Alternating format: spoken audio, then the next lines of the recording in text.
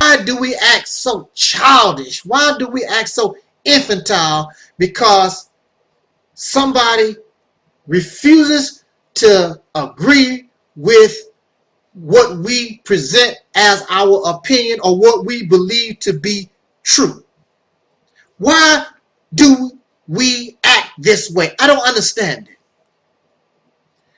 I was recently talking to a soul brother, and he made it very clear, and maybe he was giving me some kind of a hint, but he was telling me about how sad some Negroes are who refuse to accept their African ancestry. They refuse to accept that they are Africans. He does not like so-called black people, the Negro, the African Americanists, or whatever you want to call yourself. He does not like when we, who are the descendants of slaves born in America, having dark skin. He does not like any of us who reject this story.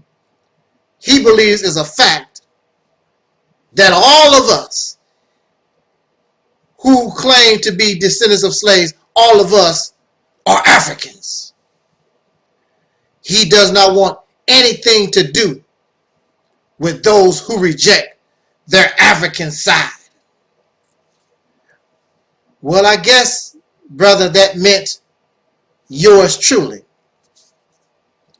I have been speaking or talking on this media since 2007. In December, it would be 10 beautiful, glorious years. And I have never embraced Africa. Never. I've never accepted something about that whole we are Africans and the black power, black supremacy. Something is wrong somewhere in that type of thinking process. Almost 10 years ago, I didn't know exactly what it was, but now I have grown to understand where the problem lies. And we're going to talk about that right now. In fact, I have no problem with confessing or admitting that I have been in error for the last 9 years on this particular subject. I have no problem with that. We are going to teach each other right now. You are going to teach me, and let me teach you. In fact, I don't like that word teach. We're not teaching. Let us present our evidence, our logic to one another, and let us try to resolve and compromise our position, our understanding, so that something concrete can be presented that we all can bond around, so that we actually can become a real people instead of being called a people when the reality is we are not. Talking about a black community when in reality there is no black community. Let us sit down at the table and come up with something, whereas all of us can agree this is who we are. As a people, you can still be Kemetic, you can still be African, you can still be Christian, you can still be a Republican, you can be whatever, all these things, but as a people, we must come up under one umbrella. And once you come up under one umbrella, many other things will begin to fall into place. So let us see exactly how valid, how credible is this we are all African thing. Let's see actually the foundation. How does it really stand? Is it really strong? Let us begin with this. I don't know if you can see this. Okay, here we go. This is a map of Africa that some children are coloring. This is the continent of Africa. Now, you say that you are African. Problem number one, there is no people on this planet that call themselves African. Africa is not a life form. It is not alive. It is a continent. It is a landmass. This is a landmass. This is not a picture of something that is alive. This is not something that reproduces, that smiles, that is sad, that reproduces, or anything of that nature. This is a continent. This is a landmass. A continent does not have DNA.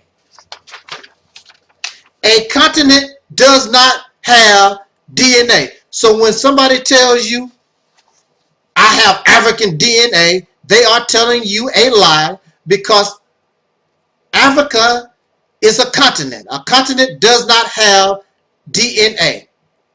A tribe, the name of a tribe, does not have DNA. The same people, the same species of people that's in this tribe could also be in another tribe. The same species in different tribes. The tribe does not have DNA. A tribe can be here today and gone tomorrow simply by an act of war, and they lose that war, then they become part of the tribe that won. So what happened, since that tribe no longer exists, then how can that DNA be inside of you, be a part of you? A tribe, a city, there is no such thing as American DNA, European DNA, New York City DNA, California DNA. You have been tricked. What is it that Malcolm used to always say? You have been bamboozled. You have been manipulated. You have been misled by those who wish to profit of your desire to find out exactly who you are.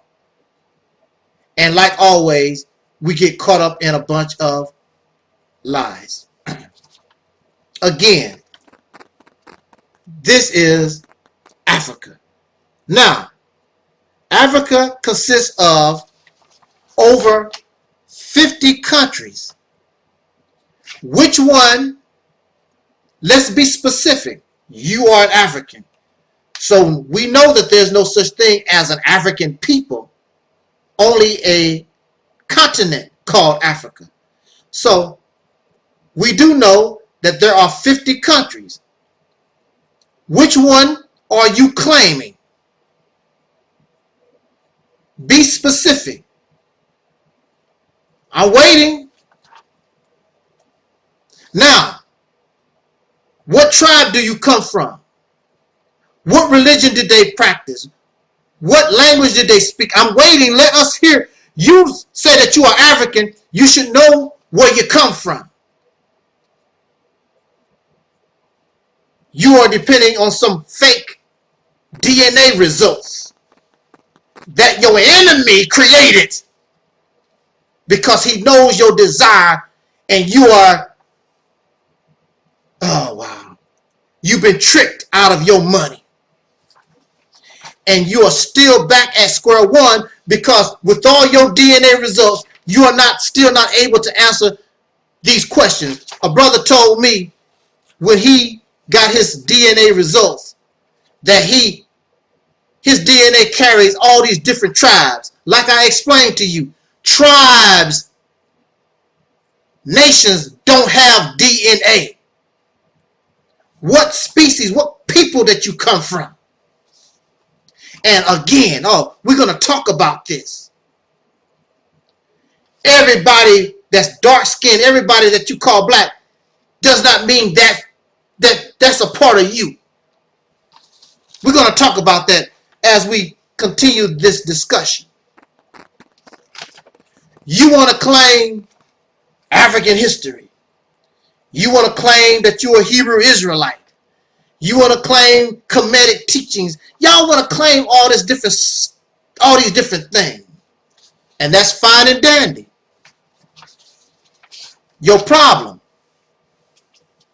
What is your direct connection to Egypt? You're born in America. We know that for a fact. We want to see your direct connection to Egypt. We want to see your direct connection to the Hebrew Israelites. We want to see your direct connection to the people that you are claiming you are part of. None of you will be able to show a direct connection to none of these people at all. We need to see your contribution to that history. You are claiming Kemetic history. You are claiming that Egypt is your history. Ethiopia is your history. Any dark-skinned people on this planet, you are claiming their history. You are plagiarizing. You are stealing. Claiming that is yours, and it's not. Because if that history is yours, then you should be able to show your direct connection and your contribution to that history. Where is it? Where are they? You cannot answer. Now, another thing that's ironic and what some may find funny, it's not really funny, but it's ironic that you claim Egyptians, you claim ancient Ethiopians, you claim these Hebrew Israelites, whoever they was, whatever. And as I've already spoken about, you can't show a direct connection or contribution to none of these people. But you know you are from them. You know that you're African. You don't show no direct connection or contribution to African history either. You just say that's what you are. You can't really show these things. But what is so sad is that you are making these claims to ancient people and to a continent that you've never been upon, have no connection to, but you don't even know the people, the biological people living right here in the United States. Some of your relatives live in the same city or town you live in, and you don't even know you don't even know them.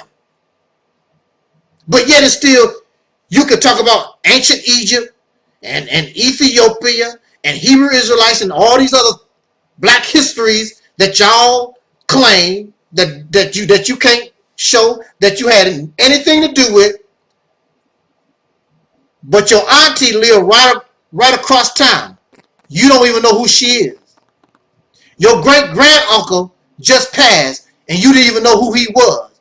But you know all this African, Egyptian, all this other black history stuff, but you don't even know your own people, true biological people that you can actually show a direct connection to, and your little contribution to your family history. You don't even know the people who are living right around in your city who are your actual relatives.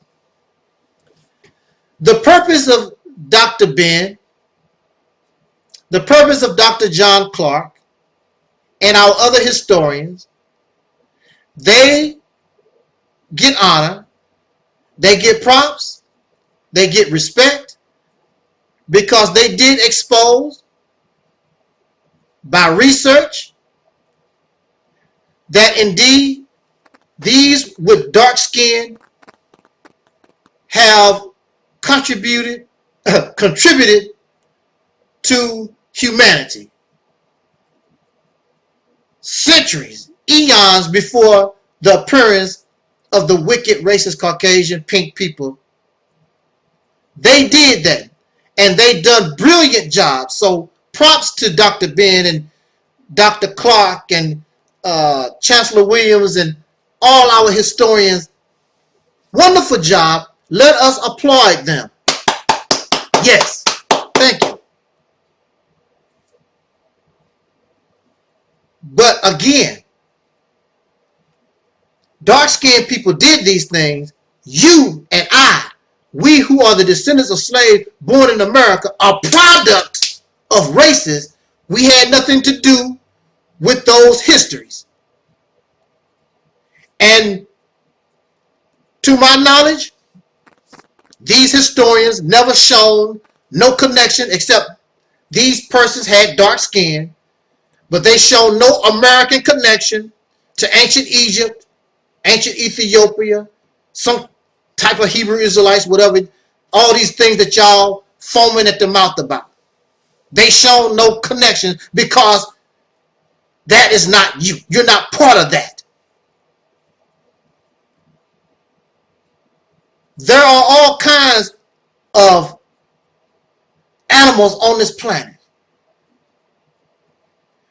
You can have a bear. There's the polar bear, black bear, grizzly bear, but they are all bears.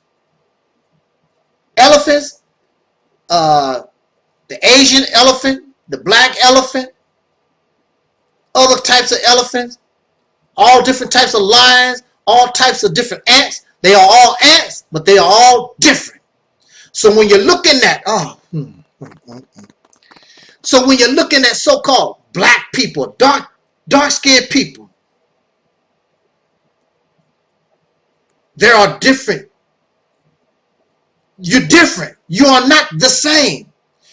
You are trying to produce something that is not real. We are all different. Yes, we are all dark-skinned people, but we are different. Just like the black bear is different from the grizzly bear is different from the polar bear. This dark-skinned person is different from this one. This tribe is different from that tribe. This country in Africa is different from the other country in Africa. What they do on the west coast of Africa, they don't do on the east coast of Africa, because everybody is different. Y'all refuse to understand that we are different, even among Europeans. To my knowledge, there are at least, and you probably don't even know what the top 10 are. There are at least 70 various types of European, Caucasian, pink type people. They are different. Different countries, different people, different ways of life, different languages. They are different. And many of them had nothing to do with slavery. But since slavery was part of the economic scheme of things,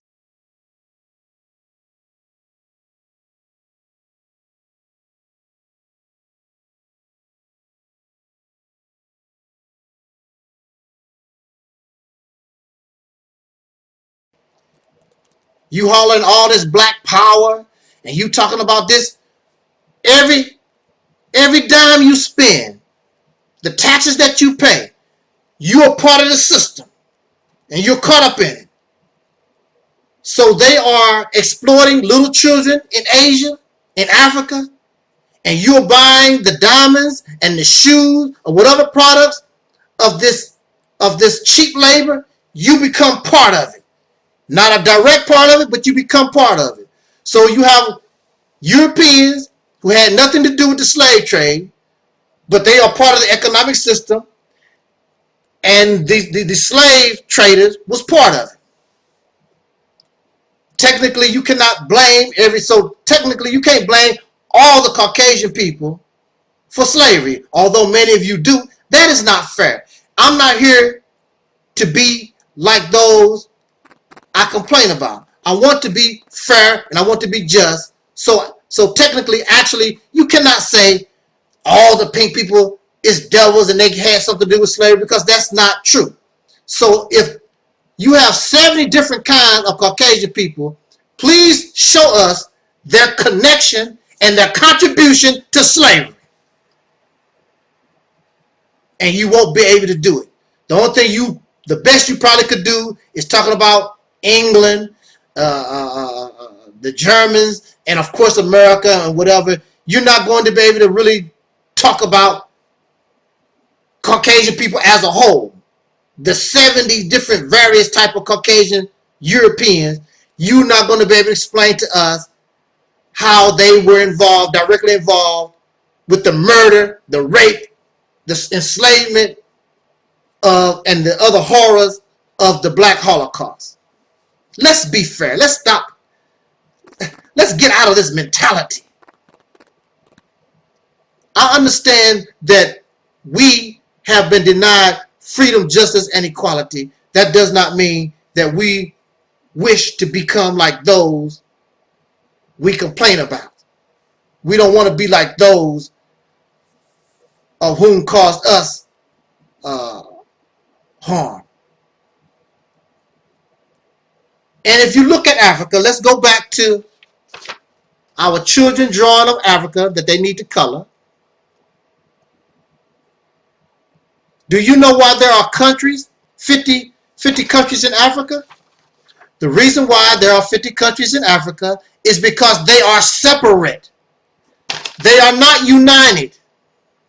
They are separated. And also, there are over 700, I believe, different tribes.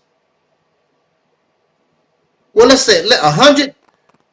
The numbers, I'm not really sure on the numbers, but there are many different types of tribes, many different types of languages. Why? Because the people were separated. The Zulus was different from another tribe than the Bantu or everybody was. You're trying to put everybody in one category, and that's not how nature does. You cannot put all ants in one category. As ants you can, but then you have to break it down to the various species. There are different types of dark-skinned people. You want to try to say that we are a family, we are all the same. We are not. We're just not. That's not reality. The Africans clearly were separated, and they are separated till this day. They are still, this tribe is doing that tribe, this country is doing whatever it does. Everybody is not the same. However, upon the practice of what we call slavery, black chattel slavery, what the racists done is that they took these people, these persons who were divided, who were separated, whether the dark-skinned people was already in this country, in North America, or at some point in time, of which we do know, they did import dark-skinned people from that continent called Africa. What the racists done, they mixed these people involuntarily. They would have had nothing to do with one another. Listen now. This is the key here. These dark-skinned people would have had nothing to do with one another, but because of slavery, they were forced to interact with one another. And this Caucasian, these races, these slave handlers. Anyway, they practiced slavery. They forced you to intermingle and reproduce with those of whom you would never have had nothing to do with. This is how the American Negro was created. This is how the American Negro was produced. So when you make an attempt to claim ancient Egypt or be a Hebrew Israelite or whatever you want to call yourself, it's all, God, I hate it. It's all a lie. I'm sorry. It's false, because this is what you are. You are a mixture of all these dark-skinned people, and we don't even know who they actually were. We don't know who they were. He mixed them up, made them interbreed with one another, and then he raped our grandmother, raped our sister, raped our wives, raped us as men, raped us as men. So in the American Negro, not only do we possess the DNA of various unknown dark-skinned people that could have been on this soil already, as well coming from the African continent. In fact, they could have come from almost anywhere. The racist slave handlers didn't give a damn where the black body came from. They did not care. And so he mixed all these people, dark-skinned people, who would never have had nothing to do with one another, mixed them up rather. And he produced the Negro. He produced something that he called black, something that he called Negro. And that's you and I. And our very existence, our very beginning, does not come from ancient Egypt or Ethiopia or no other place. Our origins begin with slavery. That's what made us, whether you like it or not. Prove me wrong, prove otherwise. In the teachings of the Nation of Islam, they talk about the original man. The original man is the Asiatic black man, the maker, the owner, the cream of the God of the universe, cream of the planet, so forth. You say that, and they teach it like that's you. You are not the original man. It would even be safe to say that many of the people, even the original people, the original livestock, because that's what we were. Our ancestors was livestock. The original livestock was not original, but hybrids, mulattoes that came from somewhere and spread across the planet. They were more from the original people than we are. We are because the original man did not have the white man's, the pink man's blood in him. There's no doubt, and you know that we have the Caucasian man. So how can you be the original man when the original man did not have the Caucasian pink man's blood in, and the original man never was a slave? So you was born. Slavery produced us. And that's why, for some of us, the thought, even the very thought of not serving and submitting to a man or an alien or some God, we go all out of our minds, because we can't even comprehend not serving somebody. Because you're a slave. You was produced to be a slave. And right now, in 2017, you are still a good slave. You have a slave mentality. Always looking for somebody to worship. Always looking for somebody to submit to. Never seeing no value in yourself. You are not the original man. The original man means you are a purebred. I want to use a dog for an example. Not calling us dogs, even though some of y'all call our women bitches. I'm just using dogs as an example. Many of you have a dog in your house. A purebred dog, German Shepherd. The only thing a German Shepherd can produce when a German Shepherd is a purebred. Now, mind you, that dogs come from wolves. So actually, technically, the German Shepherd is a hybrid. It's a mutation. But after a certain period of time, hybrids and mutations, they come into their own. They become their own species. They become their own, their own species, their own being.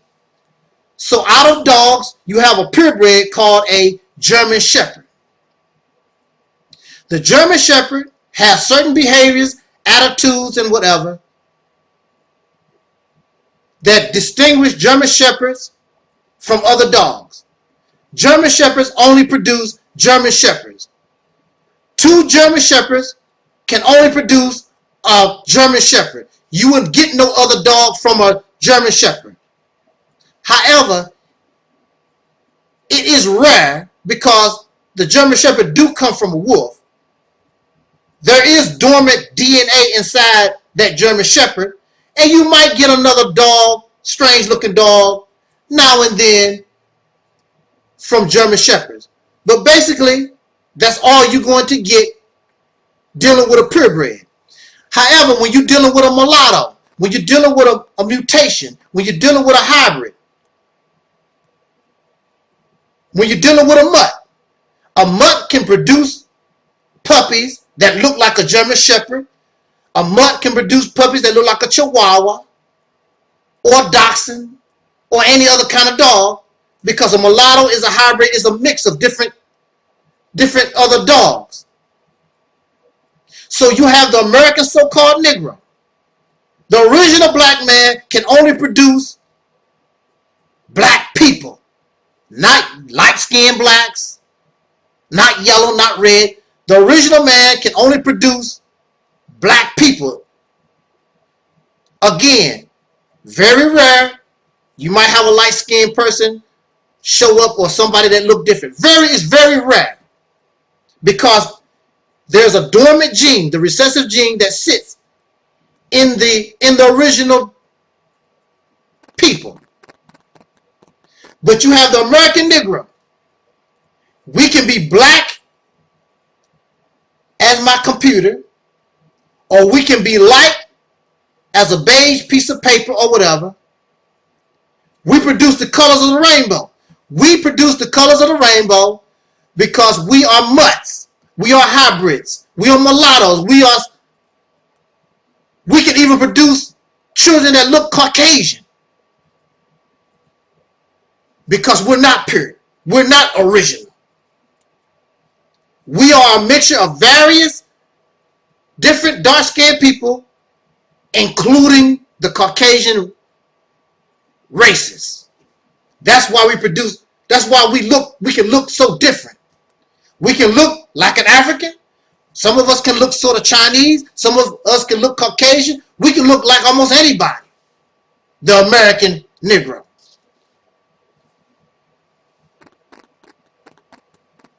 Let us make man. God can do it. And so did the white man. He produced you and me, the descendants of slaves. Our origins it started, we were produced, and we are a product of slavery. You are not the original. But just like I was talking about, we've become our own species. We are black people. We are the Negro. We are the African Americanus. We are not the original. Just like the German Shepherd. The German Shepherd is not the original. The original is the wolf. We are far from the original. We are a mixture of hybrids and perhaps some of the original. But now we come into our own. And this is where you find yourself, and this is where you must start. You must accept the reality of who and what you are. And there's no shame in it. So what? Your life started with slavery. Your father is a drunk. Your mama was a prostitute. So what? What does that have to do with you? But the reality is, your father is a drunk. Your mother is a prostitute. You don't have to be a drunk. You don't have to be a prostitute like your mother. Just because our origins, just because we were produced and a product of slavery, don't mean that we have to stay in that type of condition. We can evolve. We can grow. You keep pointing at ancient Egypt. You keep pointing at all these different fantastic people, and that's wonderful. They don't exist. They are dead. You are alive. Whatever they done is over with. You are alive, and you can grow and become better and greater than they are if you allow yourself to do that.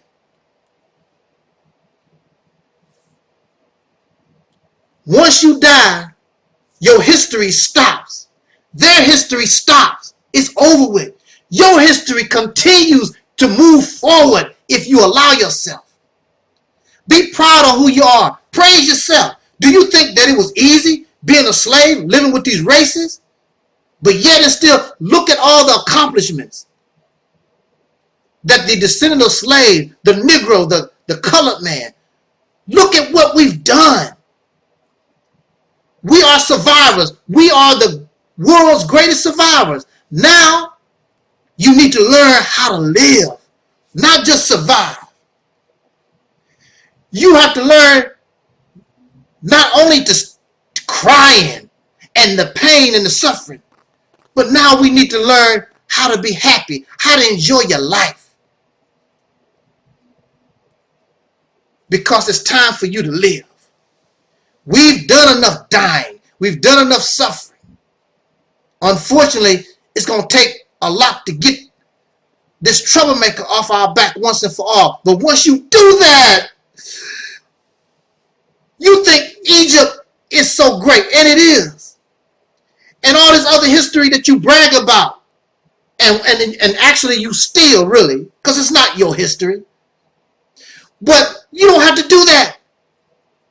You have the potential to do what they done and go beyond them because they no longer exist. You can do things that they could never comprehend as great as they once was. Wow. And that's what I'm trying to get into our heads. That's why I'm trying to get us. Learn how to live. Get your soul back. Soul brothers and sisters. What a wonderful name.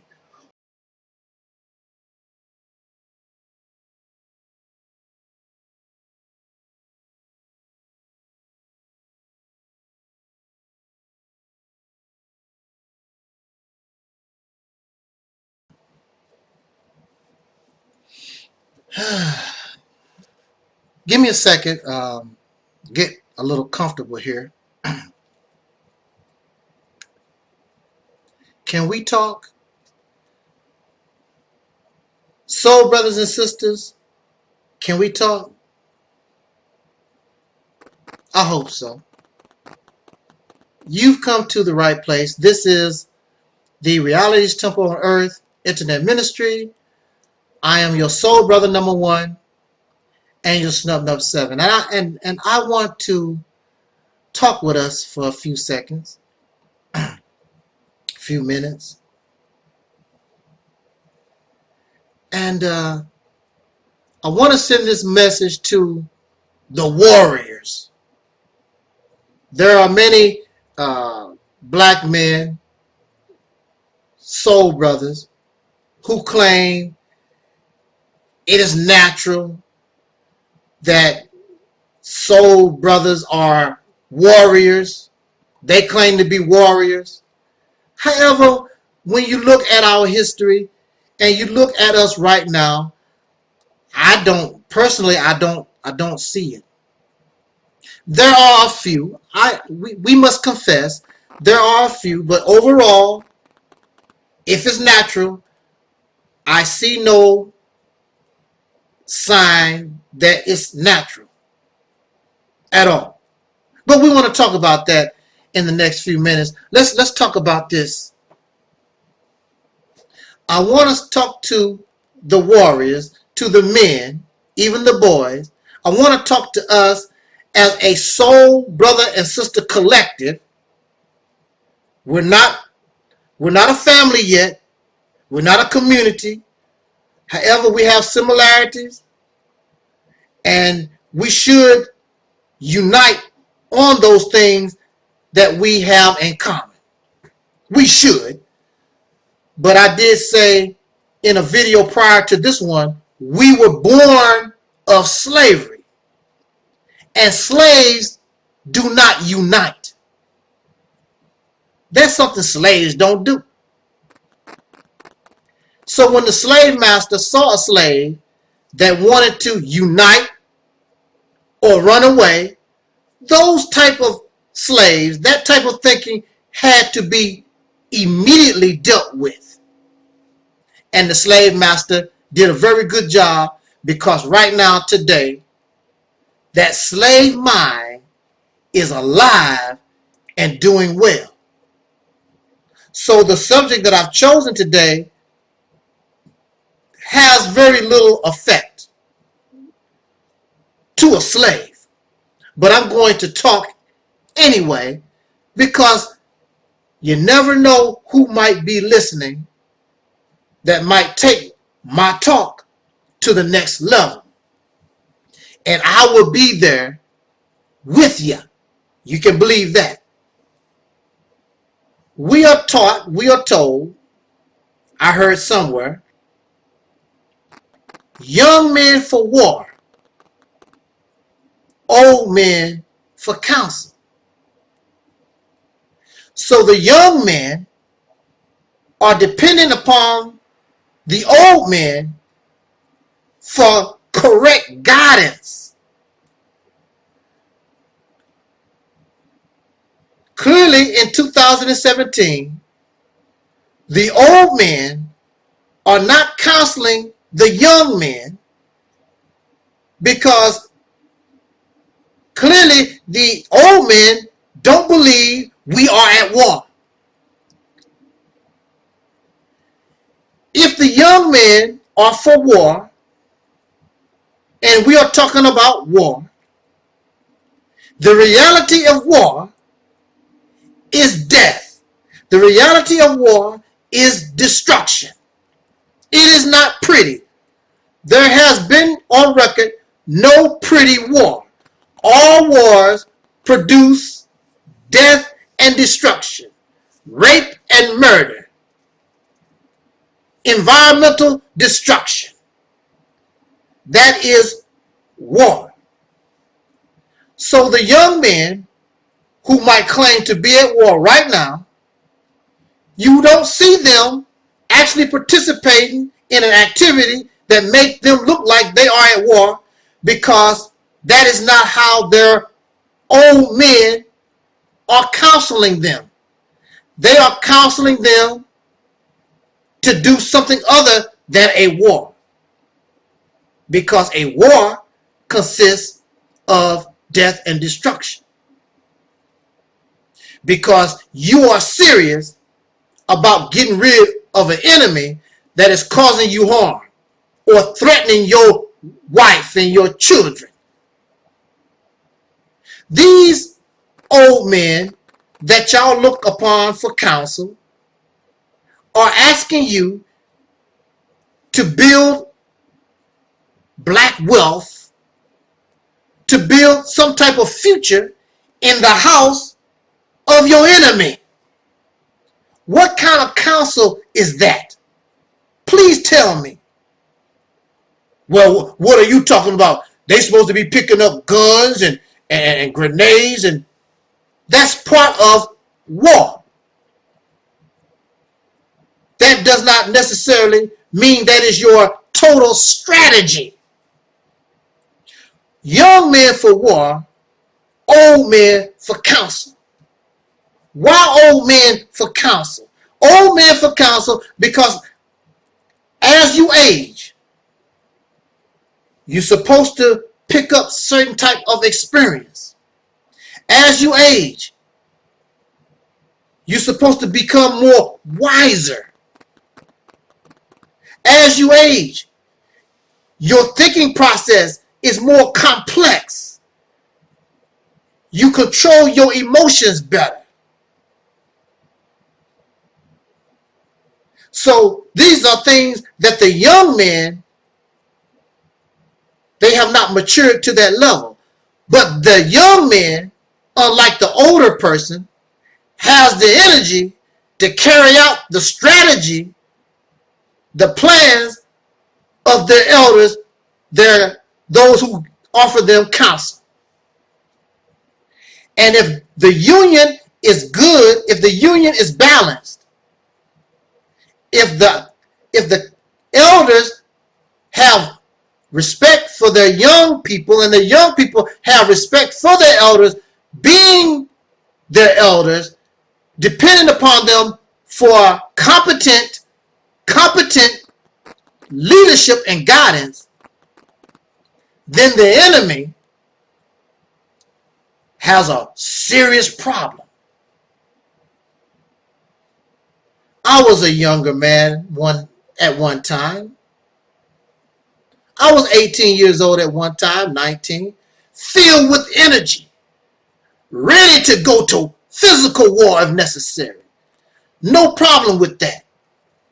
And if the young men that I counsel, I have no problem with jumping on the physical battlefield because I'm not going to ask you to do nothing I'm not ready to do. However, old men for counsel, young men for war. You need your elders, you need your counsel alive as long as possible to develop the correct strategy that you need, because you have the energy, young man, to carry that out. You are in a situation where you're dealing with a powerful force. You're dealing with an enemy, the greatest army on the planet. You're dealing with an enemy that controls the greatest media on the planet. You're dealing with an enemy that's just all powerful. How could we even begin to even think to try to deal with this devil? This it's almost impossible. So that is why your elders, your counsel is guiding you to be docile. That's why your elders, your counsel, they are cowards. They don't have experience. With all their life experience,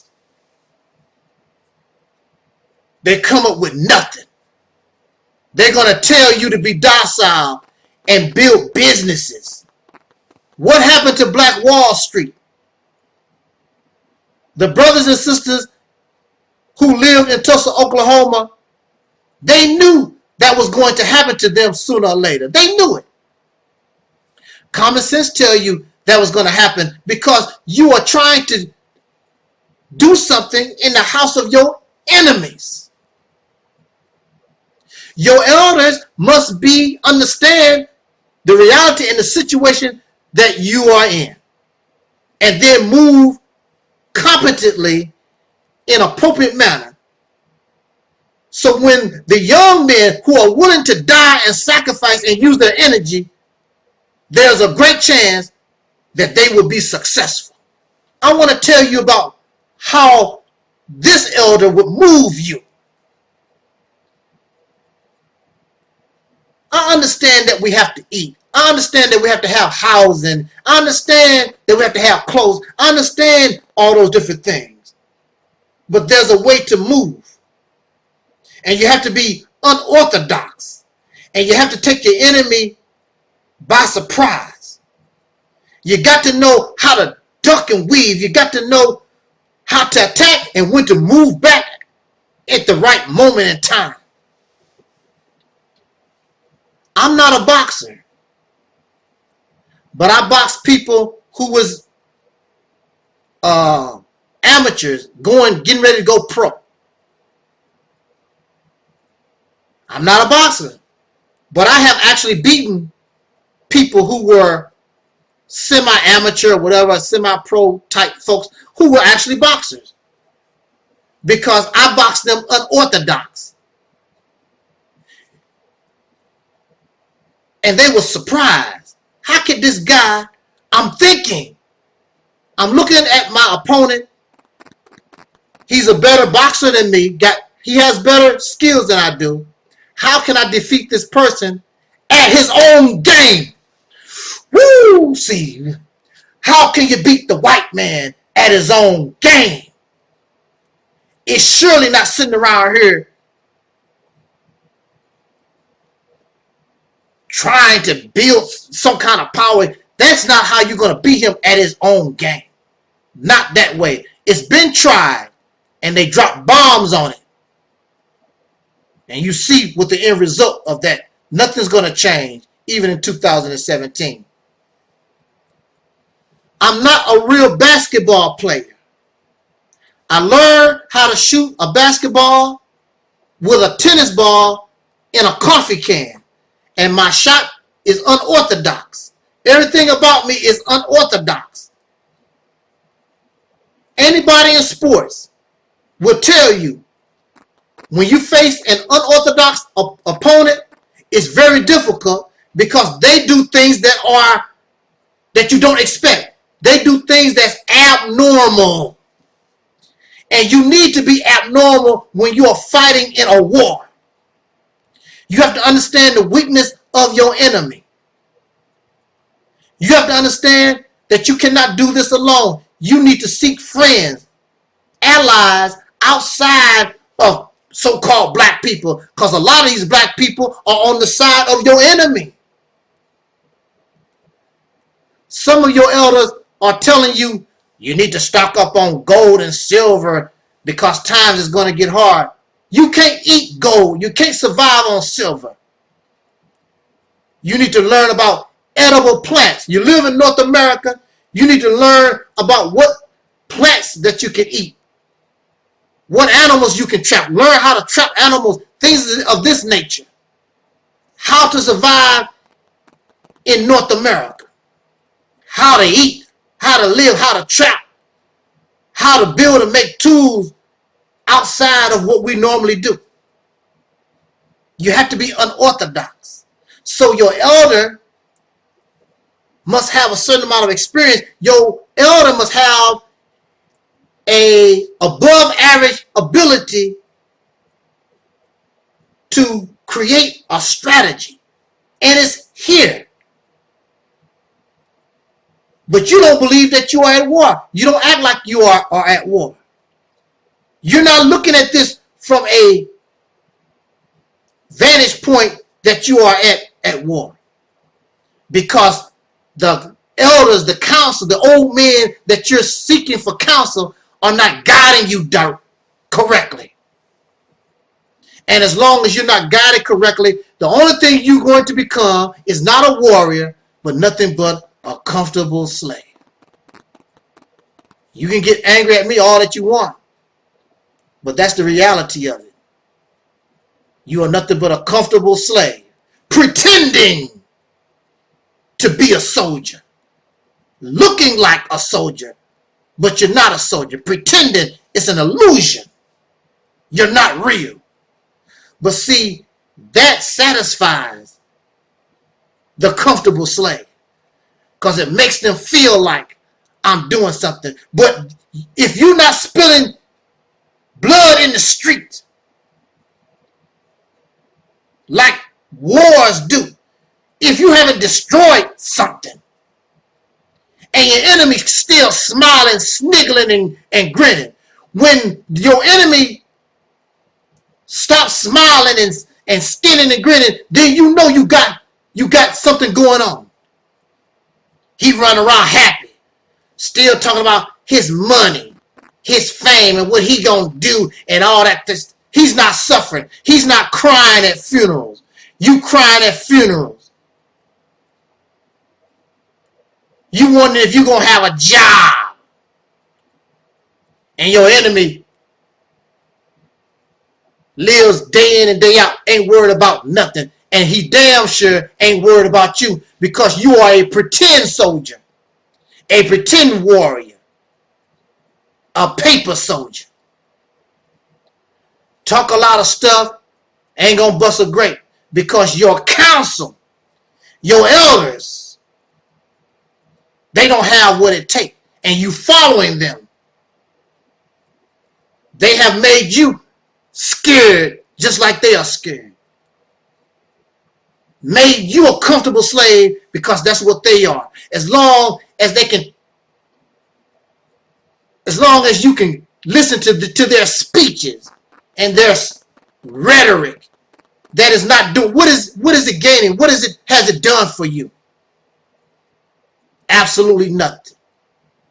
It has gained you no kind of respect, and we are looked upon like a joke in the world. You should want to wipe the smile off all these bums' faces. You need to let them know I ain't nothing to play with.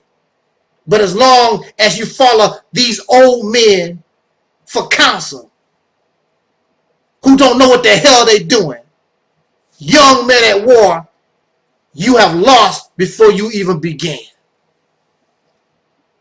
There are many of us, brothers, you call us old men, but we know exactly what needs to be done. And don't be afraid, because if we do it right, I don't care how powerful your enemy, you think your enemy is, you will beat them.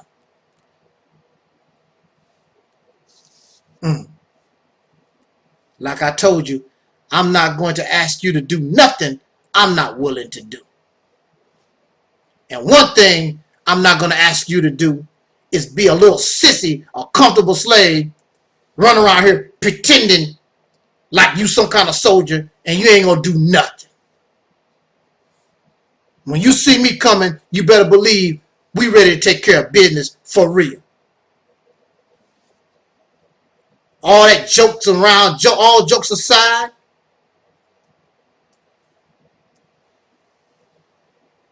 and your enemy will take you serious. Like I said, it's not always about the gun and the bomb.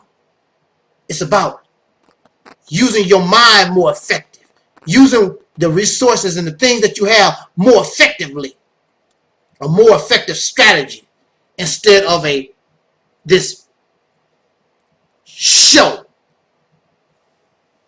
You should not want to be an entertainer. Jot down your comments. Let's talk about it. Until next time, y'all.